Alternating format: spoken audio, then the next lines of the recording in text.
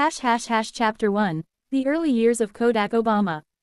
June 14, 1995 ***. A bright and warm summer day in Miami, Florida, marked the birth of Kodak Obama. He entered the world as the only child of his parents, Annette and Jerome Obama. Annette was a dedicated nurse, her hands always healing others, while Jerome was a sharp-minded lawyer known for his passion for justice and his unyielding work ethic.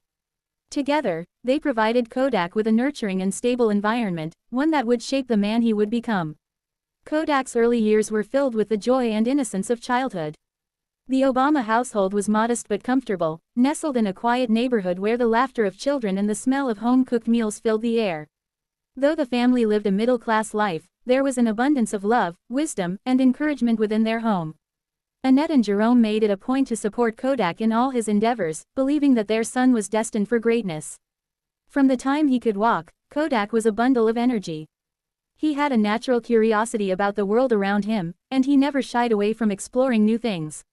He would often accompany his mother to the hospital where she worked, fascinated by the doctors and nurses who moved swiftly through the halls. He loved to ask questions: why is the sky blue? How do birds fly? What makes the grass green? And his parents patiently answered each one, nurturing his inquisitive mind. As he grew older, Kodak's interests began to take shape. Sports were an early passion. He was always outside, dribbling a basketball or tossing a football with the neighborhood kids. His coordination and competitive spirit were evident from the start, and it wasn't long before he joined local youth teams. On the basketball court, Kodak was a natural leader, rallying his teammates and pushing them to give their best. His parents, though busy with their careers, never missed a game. They cheered him on from the sidelines, their pride in their son evident in their beaming smiles. But Kodak was more than just an athlete. He had a deep love for music that began to emerge around the same time. His father, Jerome, had an extensive vinyl collection, filled with the sounds of jazz, blues, hip-hop, and soul. Kodak would sit for hours, listening to the smooth rhythms and poetic lyrics that flowed from the speakers. The music moved him in ways he couldn't yet fully understand, but he knew it was something special. It was during one of these listening sessions that Kodak, barely 10 years old, declared that he wanted to create music of his own one day. Academically, Kodak excelled. He was a bright student, quickly grasping new concepts and showing a particular aptitude for math and science. His teachers often praised him for his focus and determination, qualities that his parents had instilled in him from a young age. Kodak was also a voracious reader, devouring books on a wide range of subjects. He had a thirst for knowledge and an insatiable desire to learn about the world beyond his Miami neighborhood. Despite his many talents, Kodak was a humble child. He never boasted about his accomplishments, choosing instead to quietly work toward his goals.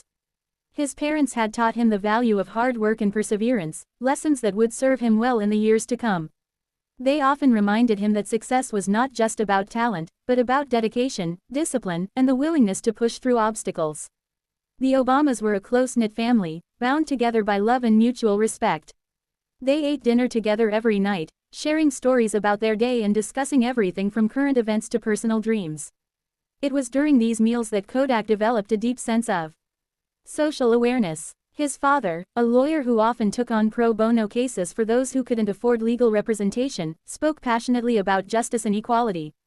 These conversations left a lasting impression on Kodak, planting the seeds of a strong moral compass that would guide him throughout his life.